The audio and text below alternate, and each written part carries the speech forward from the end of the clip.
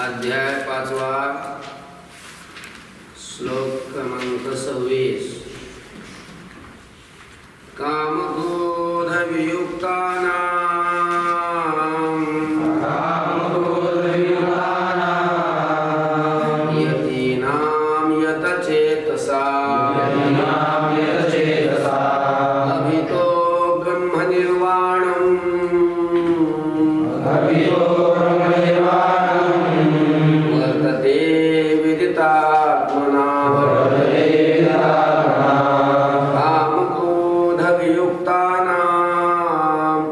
यतीनां यतचेतसा अभितो ब्रह्मनिर्वाणम् वर्तते विदितात्मना कामक्रोधवियुक्तानां यतीनां यतचेतसाम् अभितो ब्रह्मनिर्वाणम् वर्तते विदितात्मना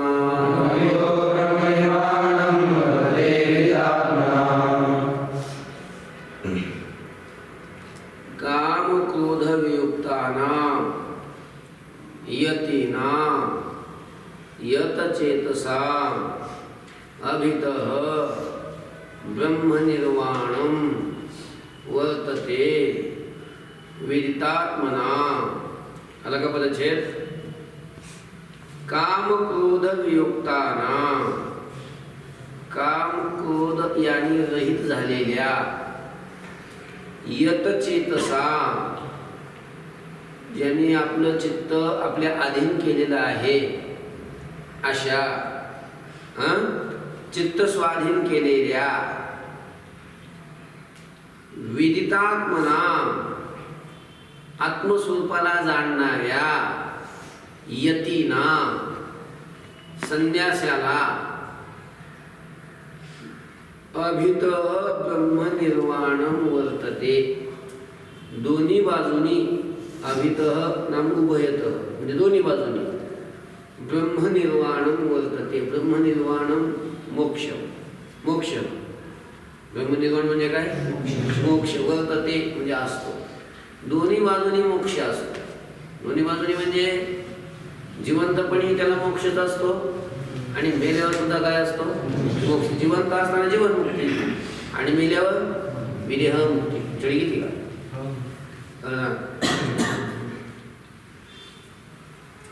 चला अजून एकदा सांगू. काम क्रोध वियुक्तानां, काम क्रोध यांनी रहित झालेल्या यतचेतसां, चित्त ज्यांनी स्वाधीन केलेलं आहे अशा स्वाधीन चित्ताच्या विदितात्मना, ज्यांनी आत्मस्वरूपाला जाणलेलं आहे, आत्मस्वरूपाला जाणणाऱ्या यतीनां, संन्यासाला अभितः ब्रह्मनिर्वाणं वर्तते. दोन्ही बाजूनी म्हणजे जिवंतपणी आणि मेल्यावर हे काय असतो? ब्रह्मनिर्वाण म्हणजे मोक्ष म्हणजे असतो. आलं? हे समर्थ कळते का? लक्ष पुढे तुझं कधी पुढे साठवले?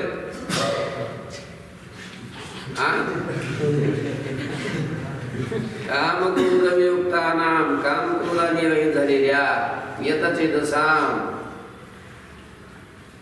चित्त स्वाधीन केलेल्या विदितात्मनां, आत्मस्वरूपाला जाणणाऱ्या यतीनां, संन्यासांना अभितः ब्रह्मनिर्वाणं वर्तते. दोन्ही बाजूनी. दोन्ही बाजूनी म्हणजे जिवंतपणीही आणि मेल्यावरही ब्रह्मनिर्वाणं वर्तते म्हणजे मोक्षच असतो.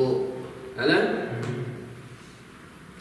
स्पर्शान् कृत्वा बहिर्बाह्यांश चक्षुश्चैवान्तरे भ्रुवोः प्राणापानो समो कृत्वा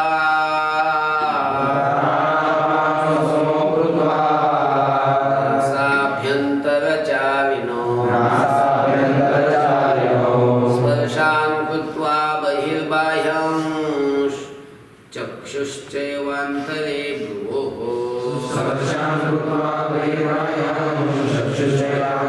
भ्रुवोः प्राणापानो समो कृत्वा नासाभ्यन्तरचारिणौ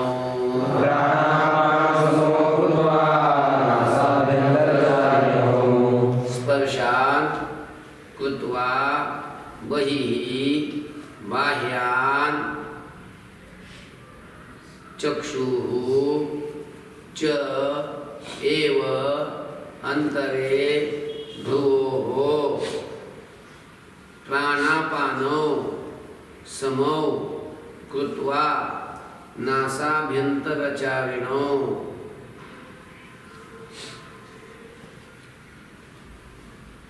बघा, बाह्यान स्पर्शान बहिः कृत्वा, दिसलं का? बाहेरच्या विषयांना बघा, बाह्यान, बाह्यान म्हणजे बाहेर असणाऱ्या विषय कुठं असतात? बाह्य. बाह्यान स्पर्शान, स्पर्श म्हणजे काय? विषय.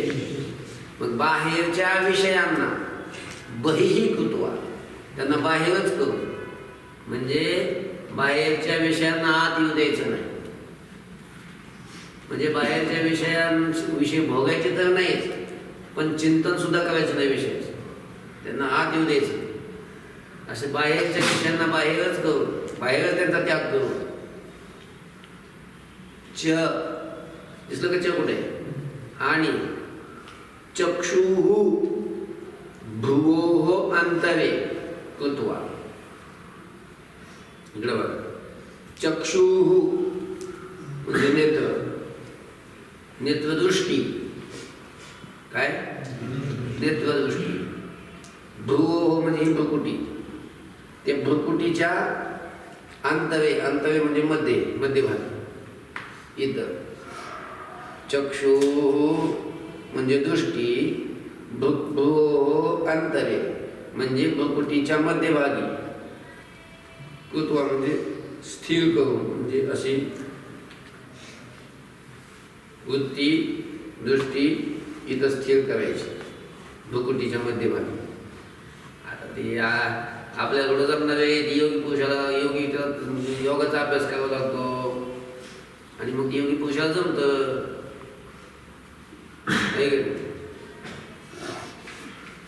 पोळी भाजी खाण्याला थोडं जमतं ते.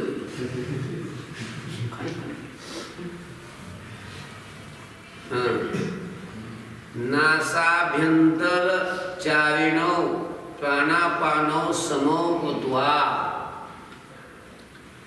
नासिका आणि कंठ यांच्या आतमध्ये संचार करणारा जो वायू, नासाभ्यंतर, नासिका आदी कंठादी आतमध्ये यांच्या, चारिणौ संचार करणारे, प्राणापानो म्हणजे प्राण आणि आपाने वायू संचार करणारे वायू म्हणजे कोण? हे दोघं झाले. कोण? प्राण आणि आपान. या दोघांना समौ कृत्वा, या दोघांना समान करू. इथपर्यंत. पुढं काय ते पुढच्या श्लोकात सांगणार. एवढा श्लोक कळला का? अजून सांगायचा. बाह्यान स्पर्शान बहिः कृत्वा, बाहेरच्या विषयांना बाहेरच करून, म्हणजे त्यांचा बाहेर त्याग करून. च चक्षुः भ्रुवोः अंतरे, च म्हणजे आणि, चक्षुः म्हणजे नेत्रदृष्टी वृत्ती, ही भ्रुवोः अंतरे कृत्वा भ्रुकुटीच्या मध्यभागी करून, म्हणजे स्थिर करून.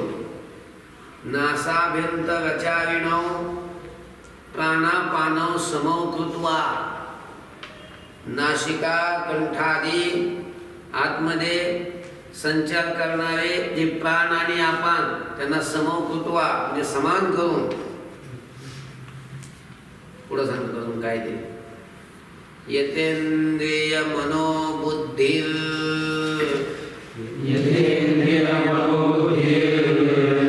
मुनिर्मोक्षपरायणः विगतेच्छा भयक्रोधो यः सदा मुक्त एव सः.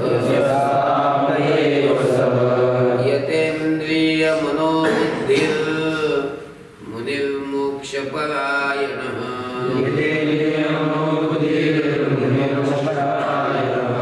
विगतेच्छा भयक्रोधो यः सदा मुक्त एव सः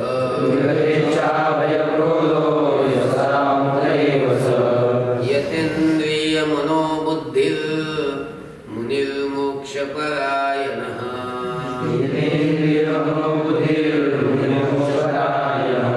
विगतेच्छा भयक्रोधो यः सदा मुक्त एव सः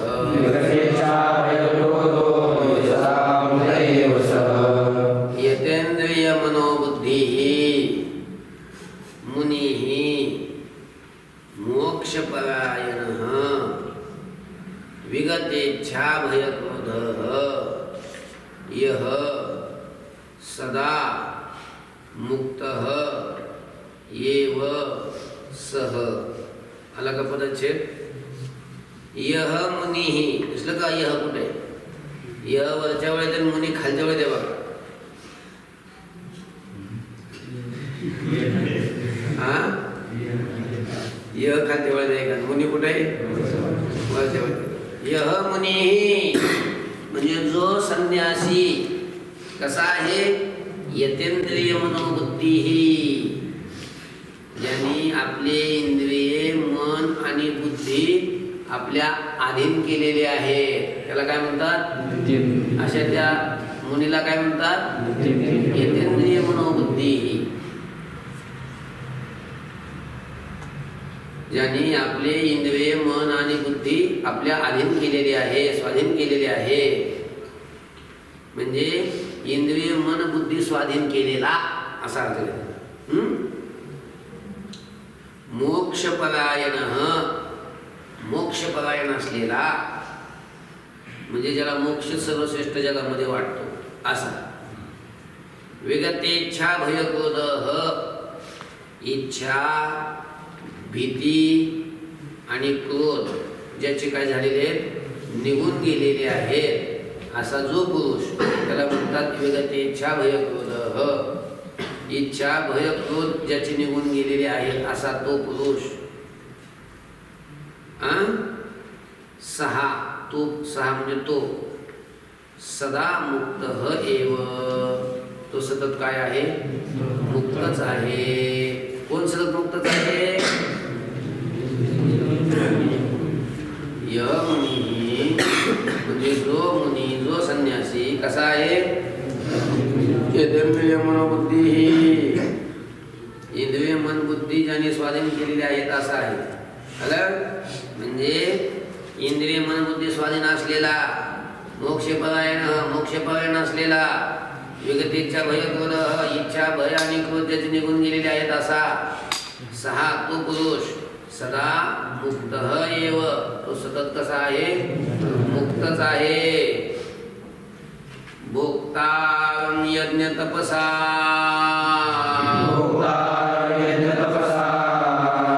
सर्वलोकमहेश्वरं सुहृदं सर्वभूतानां ज्ञात्वा मां शान्तिमुच्यते. भोक्ता यज्ञ तपसा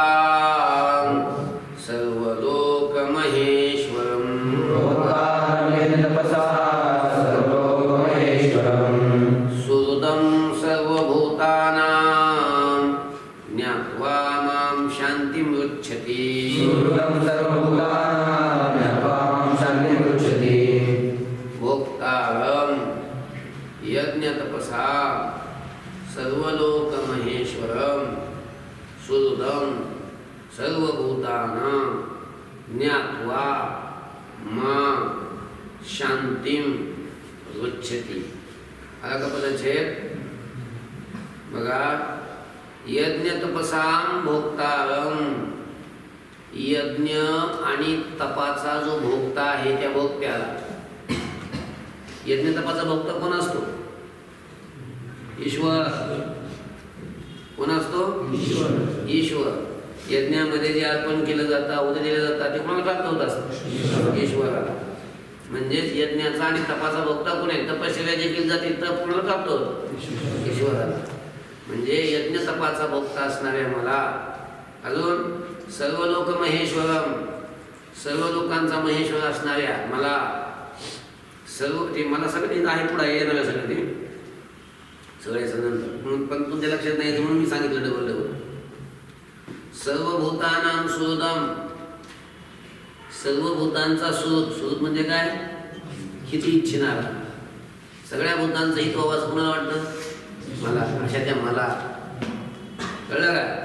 सर्व भूतानां सुहृदम, सर्व भूतांचा जो सुहृद अशा मला, माम ज्ञात्वा जाणून, शांतीम उच्यते, तो ऋषी, तो मुनी शांतीला प्राप्त होतो, शांती मिळवितो. कळलं का? कोणती शांती? शांताबाई नव्हे, शांती. आणि कोणती?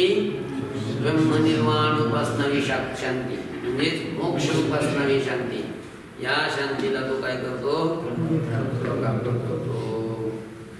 अजून एक सांगू, यज्ञ तपसां भोक्तारम, यज्ञ आणि तपाचा भोक्ता असणाऱ्या, सर्व लोक महेश्वरम, सर्व लोकांचा महेश्वर असणाऱ्या, सर्व भूतानां सुहृदम, सर्व भूतांचा हित इच्छिणाऱ्या, माम ज्ञात्वा मला जाणून, शांतीम उच्यते, तो शांतीला प्राप्त होतो. ओम तत्सदिति. श्रीमद्भगवद्गीता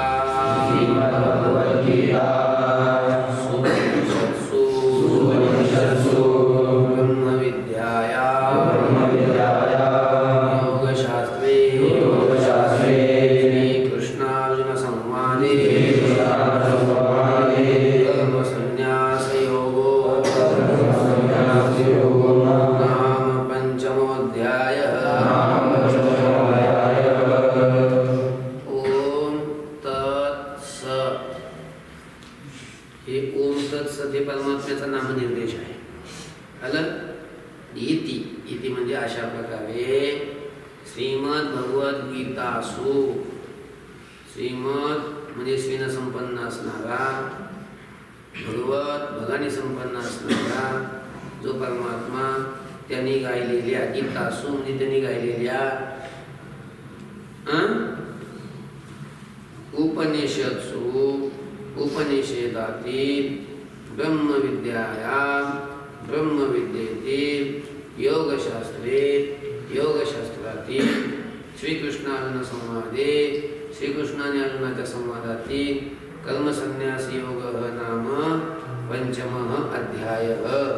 कर्मसन्न्यास योग नावाचा हा 5वा अध्याय पूर्ण झाला. ओम शांती शांती शांती.